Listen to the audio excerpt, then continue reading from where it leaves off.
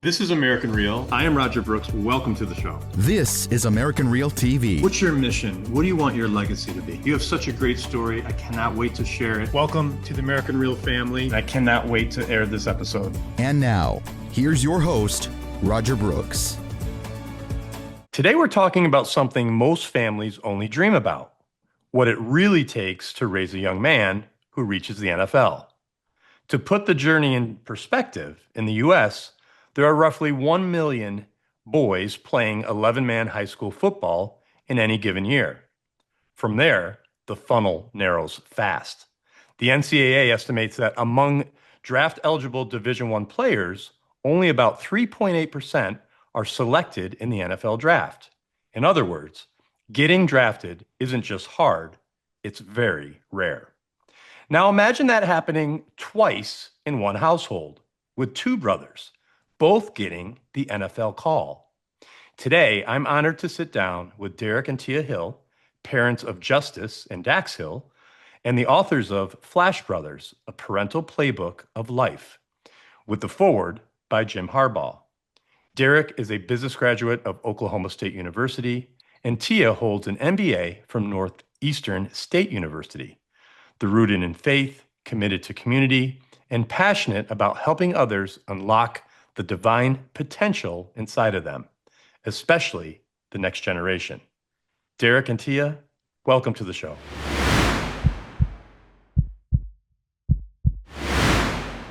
Thank you so much. I am so honored to have you on today, and this was one of our very special books that we published at our company, and I know we connected a few years back, and it's just great to be able to sit down in this environment and talk to you further about your story. And, it was a lot, I'm sure, undertaking to put the book itself together. And then, we see all this in the news, the Super Bowl just passed, and people are very curious, right? What is it like to raise an NFL athlete, any professional athlete for that matter? One, let alone two. So I think it goes back to a lot of the things we're going to talk about today, which you all brought to life for me, and that's faith, family, and football. What a great combination, and what a wonderful mission statement for your family. Thank you. Thank you so much. Yeah. Joy. So let's start just with parenting, right? I mean, obviously, when you're any family raising children has no idea what the kids are going to end up doing. And so take us back to some of those early days. What was it like in your household? What were the disciplines like? Give us some insight into the Hill home. Well, I think that's a great question. One of the things that for us, I had this conversation probably a couple of weeks ago with my oldest son and said, hey, when you guys were born, we knew that you all were coming, but there was no manual on how to your personality would be, how your brother's personality would be. And so I think part of just raising children for us, not even the athletic part of it, it was just like a normal childhood for both of the boys. They were always great kids. One of the things that when Tia and I would go out to eat, that we would always get stares. And so we were wondering, like, why don't people look at us so much like that? But we found out they were observing us with their children. And after we would eat, they would come by the table and they were like, hey, we never, those are some of the most behaved boys that we've ever seen. And so we were like, thank you. So that became a common theme wherever we went out to eat, when we were going out to the stores. They were just, now, let alone, we did have the conversations in the car before, like, hey, when you get in, you need to sit down, behave yourself. We're not going to tolerate that. So there was some things that happened behind the scenes, again, as parents, letting them know that what our expectations were. But really, just growing up early in their career, as far as growing up as kids, they were just regular kids that loved to have fun. They were rambunctious.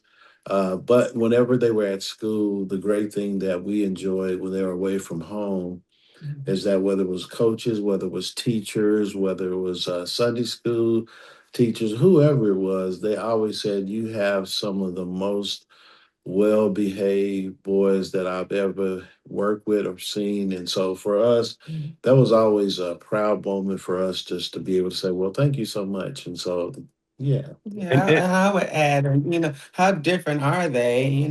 Justice, of course, born first, and he was the little lively one. He was the talkative one, and we was just say, okay, he's taking a nap, and it's quiet in the house. It's quiet just for a moment.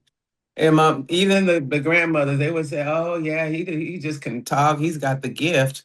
And then when Dax came 3 years later, he's the quiet one, and he had his little nuances is where he was a little Linus. He had his little dragging his little blanket, and his brothers speaking for him. He like, well, they're coming Saturday morning, knock, "Mommy, Daddy, we're hungry." And he's like, "It's time for breakfast. Get up," or whatever. And Dax would just, yeah, he have his fingers in his mouth. He just had two little fingers and his blanket in his hand, and so he was the quiet one, and until he started growing up and experiencing, AAU basketball and traveling, and then he realized that by high school and getting highly recruited, that okay, we probably knew he was not going to stay home, and it was great that he took that leap of faith and committed to Michigan. And that's where he just blossomed. And he blossomed so much that he met his current wife. So, yeah, so those are the two differences. Justice, yeah, he's always been, kind of the intellectual, rambunctious, like I said, talkative. So, but now I think Dax can probably out-talk Justice. So anyway, here we go. so yeah, it sounds like early on, the discipline in the family was really important. It sounds like there were some non-negotiables, which Mhm. we all go to restaurants today and we see, you know, different parenting skills, whether you're on an airplane or in a restaurant or wherever you may be. Right. Um, Yes. but what were some of those non-negotiables? What were those, and now, maybe take us up into their, middle school years, because those are tough years for especially boys. What was it like Mhm. in those years, and when did they start to get competitive? Ooh, that's a good question. I think as far as how those years look, if I can rewind the clock back in middle school years, one of the things that I think they were both blessed and fortunate to have is early in their career of their learning career, early childhood, they went to a school where I'll never forget. We went to the school to check it out. It was called the Deborah Brown Community School, which still exists A today. charter school. It's a charter school, and so we were asking. It wasn't a very big school, and so we asked a question. We were like, "Where's what do y'all do? Where's the gymnasium? Where's the big playground for the kids to?" And so I'll never forget her response to us was that in all my teaching of 35 years, we never had to teach kids how to play. And so, but when it came to the education and the requirement, that's where we're a stickler. And so they learn early discipline, probably starting second, third grade. Wow. And from there, by the time they were in middle school, they were so disciplined. I used to have parents that used to have kids that went to that school, and the homework was so Yeah, rigorous. rigorous that they're like, "Hey, I couldn't even keep my kid because I couldn't even understand the homework." But they were so used to it. So I think from that, it kind of bled over into their middle school years. And so they were used to the discipline from early childhood education. And so I think it was just a byproduct of that. And so some of the non negotiables that we had in our house was just, hey, kind of like how I grew up. It's like, hey, be respectful to your parents, be respectful for your teachers. Hey, if you're outside playing with your friends, if the time is 8 o'clock to come in, 8:30, that's the time you need to be here. So really, we had some flexibility, but then also there were non-negotiables of like, hey, you have to have in order to play sports, you have to have great grades because sports is going to be a caveat for you. It's not why you're going to school. And so they both had excellent grades and just, again, rave reviews from teachers where we had parent teacher conferences, sometimes it was like, hey, you might want to get Justice tested because he finishes work before everyone else, and then he goes around the room. He tries to help everybody else. I was like, "Well, can't you just give him more homework?" She said, "It doesn't work. You may want to get I've him done that. tested." Yeah. He said, "I've done that before," and so I think from that was just kind of for us.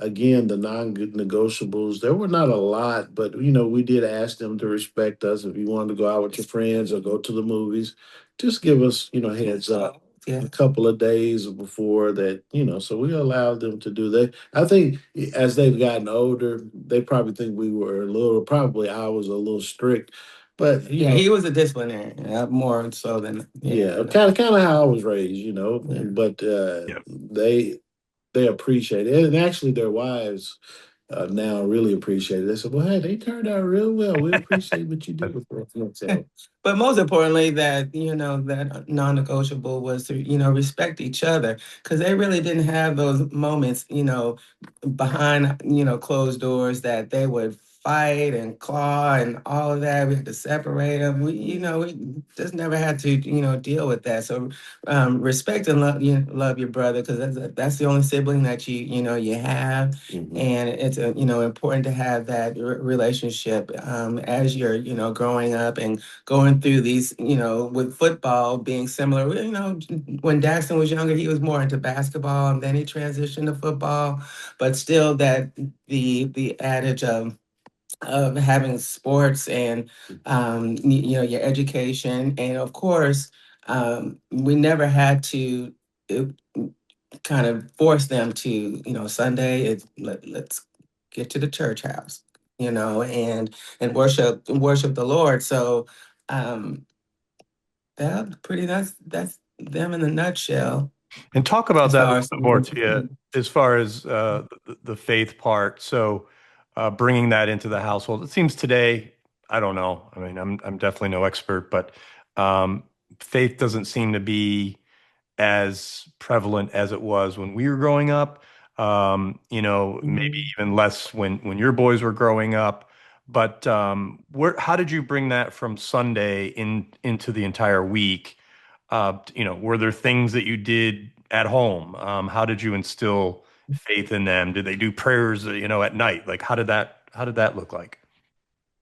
Oh, very, very good question. Yes, there was always those nightly prayers. Um, but what the foundation of their faith is, due to one day in a winter where his parents, James and Marilyn Hill, were out evangelizing in a neighborhood. And it was a cold, I don't know if it was, I can't remember if it was fall or winter. It was just a cold day, and they had been out all morning. And so it was time for them to, let's call it a day, as Sister Hill said. And Pastor Hill said, no, let's go to this last house. And that last house was my grandmother. And so they spent time with her, and she was so impressed. She wound up calling my dad, and my dad was so impressed with the fact that he's like, well, how is it that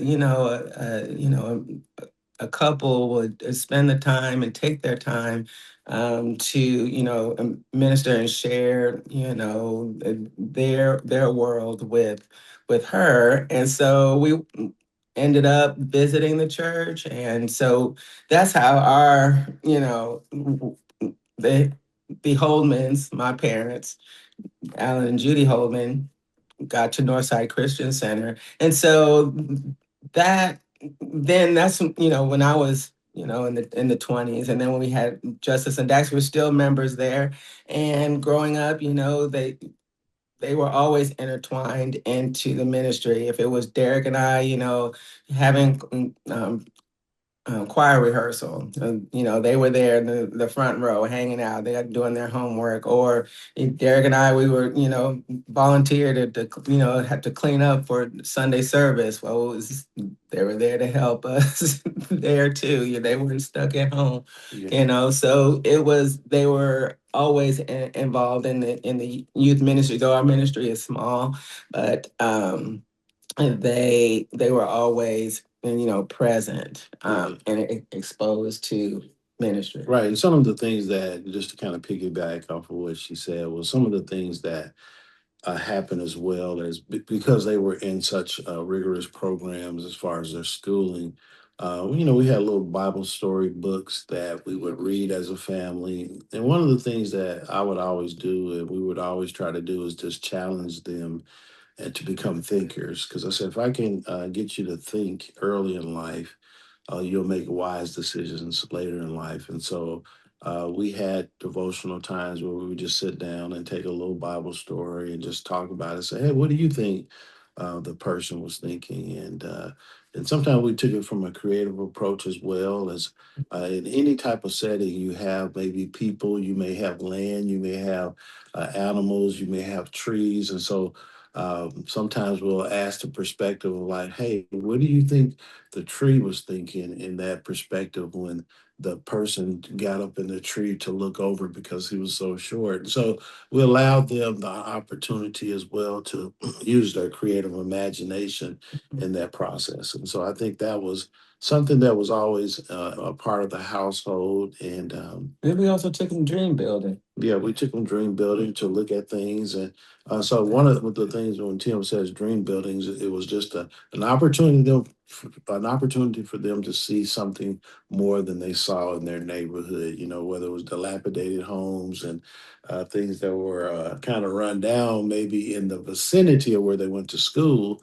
We grew up in a pretty nice neighborhood, but sometimes going to church, they saw a lot of things that maybe could be deciphered as depressing. And so we would give them exposure to other things to let them know there was more to life than this, what you see right now. Yeah. And Tia, tell us a little bit about in the household nutrition, right? How did the family, how did the boys eat, and what does that look like today versus when they were growing up? Ooh. Well, um, when they were younger, flashing back, thinking, well, no, I'll say this. I'll confess. I'm not a chef. I am not. But they're still alive, and they ate they ate decently. I'll say that.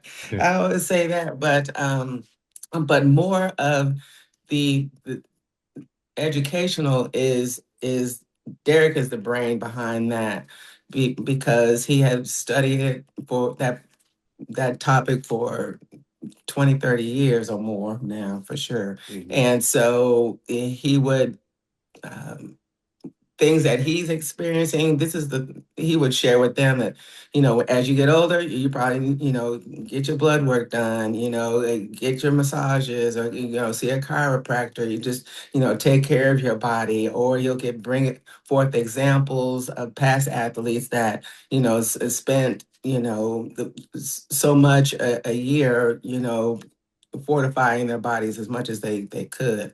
So we educated them, along the way. But as far as, you know, nutrition, yeah, I had, once I left home, I started to learn that, okay, I got to, cooking for myself, didn't eat out much, but then what right foods worked for me. I really didn't splurge on, crazy stuff, and putting that in my body. Because I was always an athlete myself. I never made it to like college level, but I was always active. And Mhm. and so, with that, just incorporating what we both knew and experienced and just sharing it with them. But now, they are pretty sticklers now. Daxton, he uh, he well, both of them they juice. They definitely do that. Even I know Justice's wife, she's an avid juicer. Actually, she introduced a new juicer to us, and now we use the same, juicer. And Priscilla, that's Daxton's wife, and she's just a little avid, little chef herself. And they're the sticklers about, organic, fresh. When they eat out, it's probably special occasions, with friends and family. So they are very particular as far as what they put in, their bodies, especially when they're recovering from their, injuries. They've heard it all from dad, A to Z, on what to do, or here's some contacts that I have. He just shared all of his wealth with them. So I would say that they wouldn't hesitate if they have a question. Oh, my dad would know. Or, if I take the supplement, oh, dad, have you taken the supplement before? Oh, yes, I've taken that. This, and just getting his knowledge on nutrition and supplements. And Derek, talk a little bit about that. Like, I know in the news today, everything is uh, about how bad processed foods are, right, for us. Mhm. And I think it's so important for our youth to understand that, for that to, be prominent discussion in the households. But it's hard to get to families to actually know that. So is that something that were you an athlete yourself? Did you take the supplements and stay away from the processed foods? Yeah, that's a great question again. So grew up in a household, first of all, with parents that were big into nutrition as far as supplementation, and also they taught people that as well. So I guess as a byproduct of what they did, I was around, and so really saw the benefits growing up as a kid. Yeah, being an athlete myself, musician, athlete, had a lot of energy, but they made sure our bodies were fueled. And then also, natural supplements were a big thing in my household. And when we took them versus when we didn't, we felt a considerable difference. So I think at age 14, I realized that the foods that I ate affected how I felt. So that really got me interested. And I used to love, I won't say who the brand name is, but they used to make something. I think they still make them. They used to be pecan twirls. So I would eat great, but I love pecan twirls. But I noticed when I ate the pecan twirls, my hands and my mouth will swell up. And so I was like, man, every time I eat them, that happens to me. And so I was 14.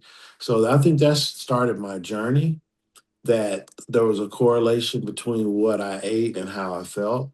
And so from there, I just started reading, and eating certain things. And then I realized, wow, it affects how you feel. And so I think part of that was the incorporation of having sons as well. As like, hey guys, um, well, when they're in the household, of course they have to abide by the rules. So whatever you cook is what they eat. When they're on their own, the interesting thing when Tia was talking about earlier was the juicing. I remember we were at Dax's house once and he was juicing, and he was putting a carrot through. He said, "Hey, Dad, you didn't think I was listening, did you?" And That's then great. then you look in their refrigerator and their cupboards, and a lot of the same things that we got growing up, they have the same things in there. So I was like, hey, they were paying attention, they were listening. Yeah, And so I guess my encouragement to parents, to, if they're watching too, they're watching. is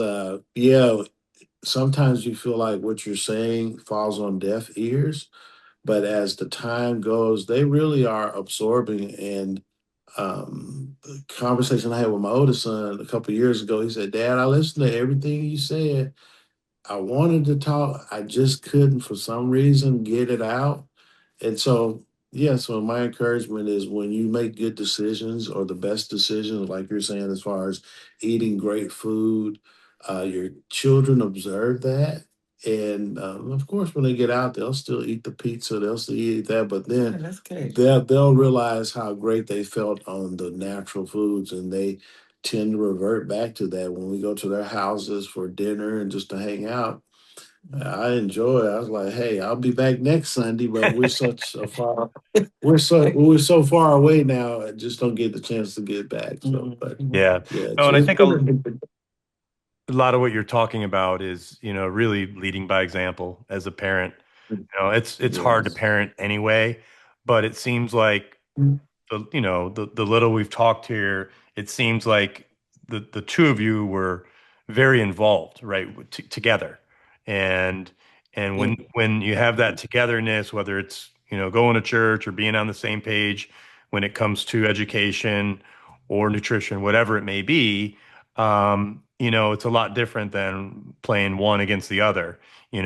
Maybe dad was a little tougher and maybe they could talk to mom, about some other things, but it sounds like you were really in sync with that. And that's a compliment. That's not, and I think that's why those people, came up to you and said that because it's rare. It's rare for that type of discipline to be effective today.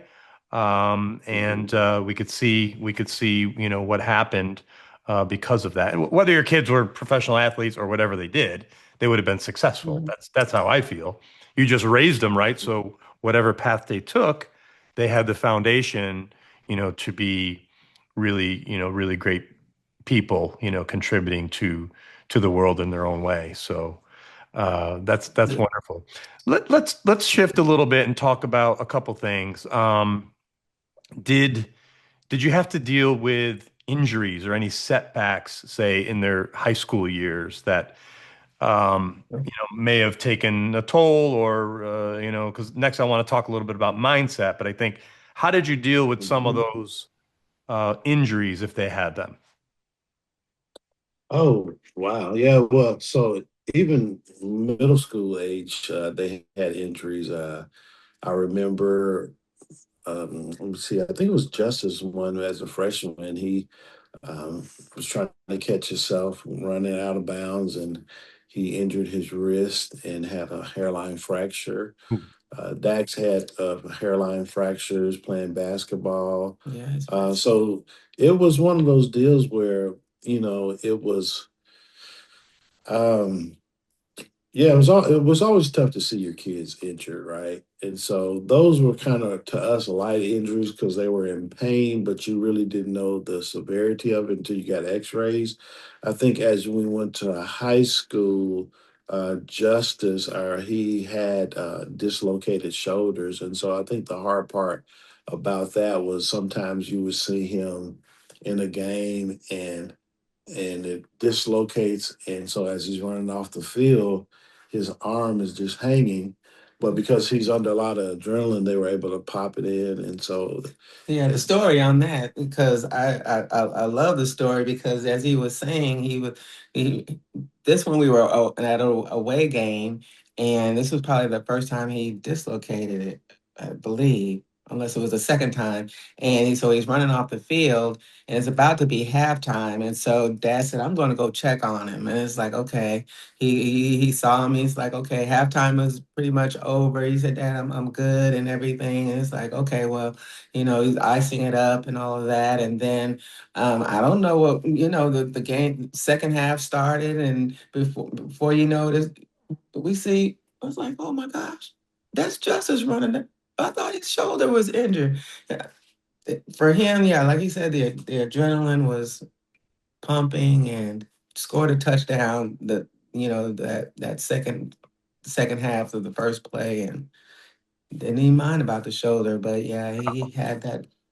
dislocated But shoulder. Both. in the conjunction to that Mhm. is when athletes are under a lot of adrenaline, they have a high pain Oh, tolerance. One night this was high school. He had a dream, and he jumped in his dream, and his shoulder popped out of place. And so that was an instance where he wasn't under a lot of adrenaline. So he was like, Dad, can you kind of help me pop this thing back in? And we cannot do it.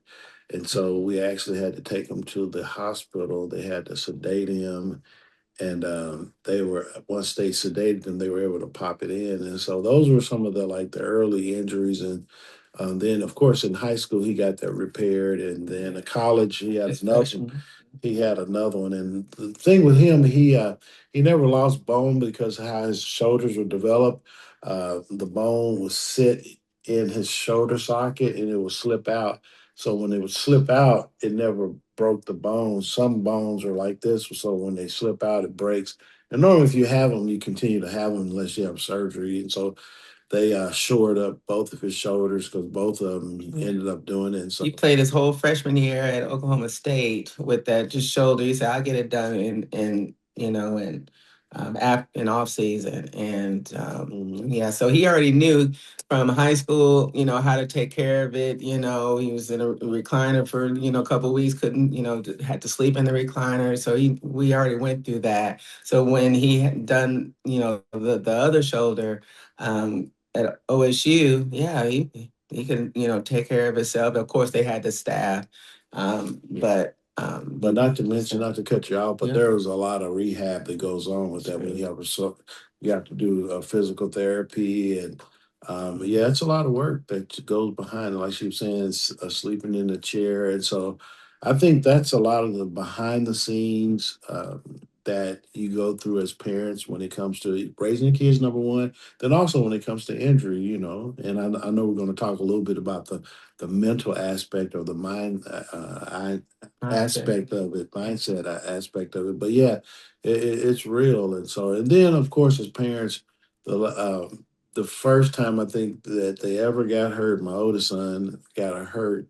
They were taught to lay on the ground and lay on their back, and so we didn't have any clue. I guess it was in uh, Probably middle school. middle school or early, yeah, early.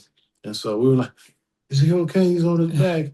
And, our hearts are beating. And so it's funny now when we go to games, professional games, we know the parents too, and their kids may be on defense with our youngest son, and they feel the same thing. So we know how intense it is because, when you watch it as a spectator, you enjoy it, but as a parent, it's a whole nother level. You have butterflies, your heart races, your blood pressure goes up because it's a dangerous sport. You just want them to be healthy. And Yeah, and I mean, Justice had his injury, but Daxton, he had little minor things, and but until last year, just past a year, October actually, that he had tore his ACL. We were there.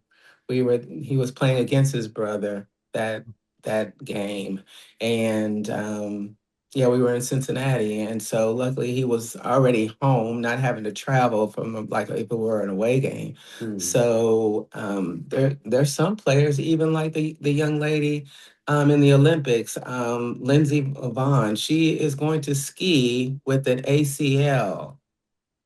Without an exit. With her, and she had the ACL injury. She said, "I'm Right. still going to ski," and Yeah. I'm like, okay. So just thinking what the months of rehab that Daxton went through, how is she going? It's again back to it's a mindset, and so he had a great year coming back from that ACL. So and that was his first major injury that he's had. So yeah, we've dealt with him. And how does mindset, how did that, was that even a word in the household when they were growing up, right? Did you talk about being mentally strong? Um, or was that just, again, leading by example? Because professional athletes need to be so mentally strong to be able to perform at the highest level. Hmm. I think part of it was just some of it was their makeup. I think some things you can teach, some things are innate within people. I think one of the things is that they learn, mental toughness by even like in the classroom, because some of the things that they had to memorize, and it was amazing some of the things that they did or they had to do. And so I think that was part of their mental mindset. And then also the older brother, oftentimes through injuries and pain that you go through, I think one of the things I noticed was Justice. He shared with Dax a lot on how to have a mindset because what Tia did mention is before Daxton they both had major injuries in their third year playing.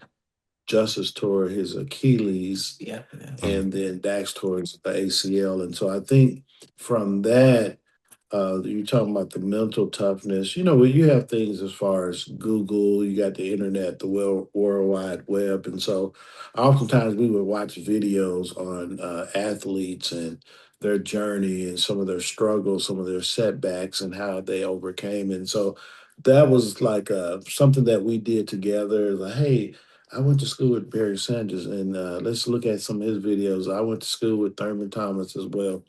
I remember he went to the Super Bowl 3 or 4 times. They lost, and I remember in the barbershop he would come in there, and his head was just hurting, and he was always having these headaches because you run the ball 30, 40 times a game, getting hit, you're gonna have some pain.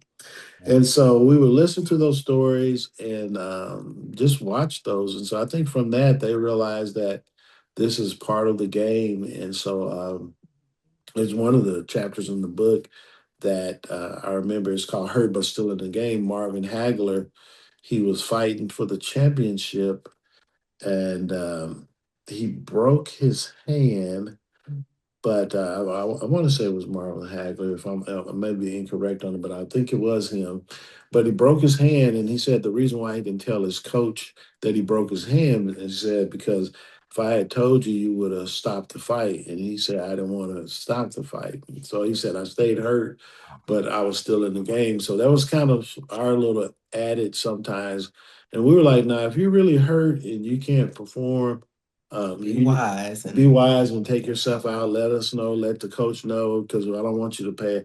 But there were some times where even now I remember last year, but Dax he had his recovering from an ACL, and normally when you come back, you're not at 100%. You're about 80, 85% by the time they put you on the field. And I remember after the games, he said, "Well, it's normal to have tendonitis for the first year, your first season back, and some swelling." But he would always get treatment on Monday. By Tuesday, he was good.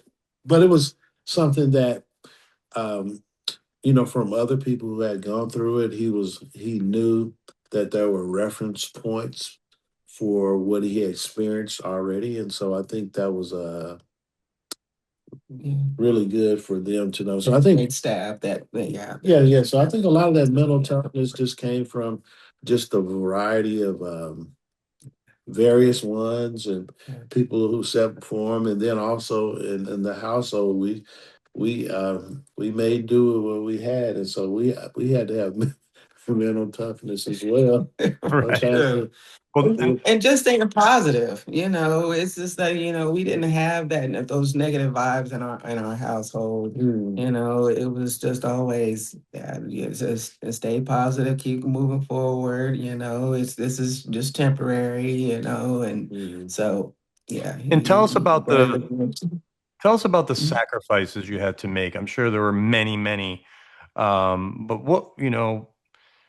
whatever that looked like, give us a glimpse into the sacrifice of, again, not rare to uh, all families, right? A lot of families are making sacrifices for the kids, but what was it like for you? mm, Mm. Well, there a chapter in the books, a 6 year sacrifice that just jumps out at me, because that relates to that's my journey of the sacrifices. Derrick had the flexibility of staying home and myself. I'm like, okay, I got this job opportunity. I'm going to take this opportunity, but it's an hour drive there and back. So that's 2 hours of my well, day. when you say flexibility, that means you left early. I still was I working. left. Yeah. Well, you still, yeah. Yeah. Thanks for the correction. Mm, Yeah. He was still working. He would get the boys ready for school. But what I did is my part is Luckily, they've always been in a program where they had to wear uniforms. Yes, thank goodness. Right. Because, that saved, on the parents' pocketbook. Sure. So yeah, make sure that, we had their giving them their lunch money for the week, um and I had their clothes already ironed. I would leave at 4 o'clock in the morning. Oh well, yeah, I can't remember what time I would get to work at by 7. So I would probably leave the house by 5:45, 6. I got to be in Bartlesville by 7. So, and I'm back by home by 4:30. So Derek would take care of if something happened during the day, and he of course he's on call. I'm an hour away. So. It was a I did that sacrifice for you both. You're an hour yeah. away. Derek's here, but having to fill in when anything happens. Mhm. Oh, Wow. and then luckily we had both of our sets of parents here. So if he was tied up, we can call my mom, my dad, his mom, his dad. So we had our village here to help with that. But yeah, that was 6 years. But when that last day actually came, it was like a sigh of relief that when I was driving home, I'm like, you know what? I know I got severance pay, but you know what? The best thing is I don't have to do this hour drive That's a lot. anymore. A lot. Yeah, my drive now is 5 minutes downtown Tulsa. I Great. got my old job back, so that was one of the biggest sacrifices that we Let had. me say this too, as far as sacrifices. One of the things I think some parents may not think of this, and I heard someone years ago said, it really resonated with me. I spent my lifetime wanting to make a life as opposed to making a living when it came to their children. And so I was like, "Oh, I like that." I said, let me dig deeper on what that really means. And so for me, what it meant is I didn't always have the most paying job. But Right. I went for jobs where I had flexibility. Yeah. And so that means flexibility. That means I could work autonomous. I could work at home. I could work at the office. I wasn't bound to a desk. So whenever they would call, like your kids do, "Hey, Daddy, I forgot my shoes. Can you bring my shoes?" "Okay, son, give me about 30 minutes. I'll have your shoes." "Hey, Yep. I left my book," or "Hey, I need some money for some lunch," or whatever. So that was one of the things for us, and for as a couple, you agree upon that. So, well, hey, T, can't make the six figures to have everything that y'all want in the house or you desire. But what I can do is we can make sure the bills are paid. We can make sure we're fed. We can make sure we have everything right. But then I can have more flexibility to be available for our sons. And so I think for me, that was one of the things that was really important that I think now as they are older, they understood or they understand now better.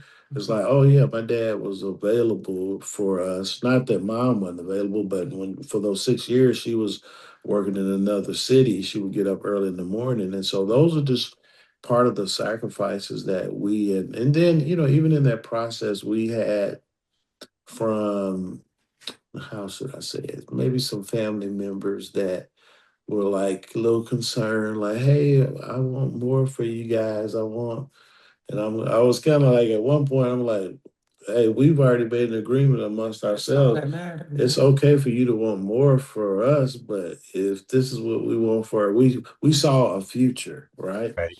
And so we saw as a visionary, sometimes you see things before they happen. And then people around you don't always see. And that's why sometimes you don't always share your vision with other people because you have what you call people are dream killers, dream busters. They try to then you start to doubt yourself, like, well, maybe I don't need to do, maybe I do need to work more so that boy. But I was like, no, we're gonna do what we decided. And I remember that Roger, this is really interesting. I was at a aunt's house in Texas, and she said, "What are your kids' names?"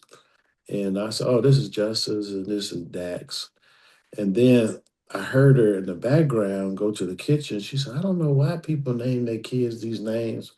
where they can't hardly get a job when they get older. And so I think about that now. I was like, wow, okay.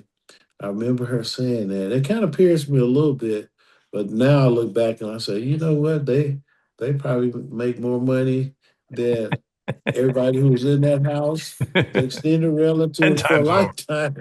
Right. And then they love their names. Right, Right, right, right. right. So it's just, so you have to have, you develop thick skin through the process of what people say, what they think, and so Right. you just keep pressing. And so that's one of the That's things that true. we've learned. And I say this, and it spoke volumes to me when Justice was at Oklahoma State, and you're living with a roommate, and you're seeing and hearing from other players, their life stories, and so he had shared with us on that. He's like, we didn't have all this family drama. I hear some of my teammates saying, they had mom issues or dad issues or this and that. I mean, every family has, some financial hiccups. Yes, we had that. We did definitely. But yeah, he said we just didn't. He said I couldn't relate with that because Yeah. Wow. I was people. So Yeah, and Yeah. what she was talking, it was a lot of males yes, that are yeah. our sons. They didn't have fathers, and so I remember even being a part of an organization where I'll never forget the young man was sharing in our cabin time where his dad went to. He said he was 9 years old, and he said, "I'm going to get some milk." And I'll be back. And he said he never came back. And so from 9 to 17 to 18, he dealt with abandonment issues. And so oftentimes going into environments where you're with different people from all over, different family backgrounds, you start hearing the stories. And he was like, man, they're like, hey, we didn't grow up like that. And so I think part of that, they never looked down at their friends like that. I think it just gave them more of a thankfulness for having access to parents, access to a dad, and yeah, people who loved them, and so I think they've definitely been paying it forward. They do the same thing to reach out to other people.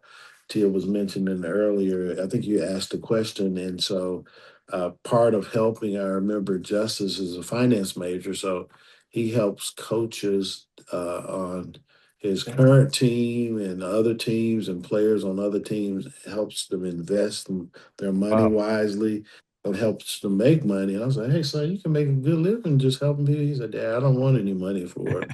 He said, Passion. That's his he passion. said, I have a passion just to help people. So I was like, okay, well, great. And so I've heard from coaches like, hey, yeah, Justice really helped me out, with my money situation. And I was like, wow, that's great just to hear that. And so, Sure, sure. Let's we only have a few minutes left, but I'd love, and I'm sure others want to know, what was it like on draft day for both boys? What was it like for you? yeah. Oh, a lot of work. I was just teasing. It was, yeah, it's still work when you want, as a woman, getting your home together for that. For Justice, it was, okay, when they give the, kind of predictions on, okay, this is what the round, and we're talking with his agent, and Mhm. getting some clever, okay, he probably could go, third round for, it's like, okay, we're just here. We're just in the moment, Not saying that we didn't care, but it's like, yeah, for him, he's like, yeah, it'd be great to hear my name called. And so with him, it was that draft day. It was, yeah, Thursday. But for us, um, he, let's see, he didn't get picked that round. Um, and I'm trying to think. I'm thinking about a different thing. I'm thinking about Daxton's too because with Daxton's was a little bit more involved, but with Justice, it was my mother was in the hospital. She was in ICU, Hmm. um, and so she couldn't be here. But I have, my sister-in-law was helping, and my brother-in-law and mother-in-law, and so we are all here, my dad. And so it was just a small gathering just that night. And so, well, we just knew that, okay, well, it didn't happen this night. Okay, let's deal with this, come the Saturday morning. And he said, well, Saturday morning, it was pretty early, and he had gotten the call, from the Ravens, and his baby brother's next to him, and he's like, You're going to you're gonna play with Lamar. Y'all are this is the fastest this the fastest team in the league," and so Wow. that was, you know justices. And but then that night, luckily, we what we planned was, we had, old coaches, friends, family, some of his, teammates, whoever he wanted it. We just had a whole full gathering, later, night, and just enjoy the moment. So That's great. I'll let you talk about. Yeah, I think, I mean, I don't know how you prepare for it when it's your first time, but I think for the first time for us, we were made aware of projections. Number one, number two, how the process works. So we were just kind of filling it out, and for us, it was just. I think when you get perspective of only 1% make it to that level, you're just honored to be in the consideration in the room when it comes to that. And so I think the first time for us, it was a lot of the unexpected, but we had a great support team. And I think like Tia said, her mom was in ICU, and my dad had passed probably a month, a month or two, so he never got a chance to see him Mm. actually get drafted. And so he passed March 31st, and the draft was in what, the end of April? Yes. Yeah, sometimes in April. April. So he missed about a month or so. And so really it was kind of a bittersweet. My mom was here. She was still, grieving that process, but yet we were here as a family. And so the second time, Dax, we kind of knew what to expect. Vendors came in, of course. We had some help from their marketing agencies. And so we had a great support staff of people that came, and food wasn't a problem. We had Yeah. we had things at our disposals, which was really good. So the second time, so what normally happens, and I'll tell you how they kind of clown each other as brothers. So typically, what happens before you get drafted, your name is called. You'll get a phone call, and they'll tell you, "Hey, this is Coach from so and so. Hey, would you like to be a Bengal? Would you like to be a Raven?" He's like, "Oh yeah, coach." And so you get that call, and so it's always that anticipation of the phone call. And so uh, I remember, I think it was where Dax was here, and so Justice pranked him. I think he did a call block, and so he called his phone. So I think Dax was like, "All right, I'm getting a call." And it was his brother right next to him pranking him. Terrible. So they had a laugh. He's like, "Man, don't do me like that." And then Then, shortly after that, he was I think, well, what it was, he's like, okay, Mom, I gotta go to the restroom because they're almost done the first round. He's like, man, my prediction was the first round. They're on pick 20, 25 or 26, 27. He's like, Mom, I'm going to the restroom. I said, really, Daxton? Are you gonna go right now? The first night is almost over. I gotta go ahead and go. He's, of course, butterflies. And so, well, when he's finishing up in the restroom, he's getting the call.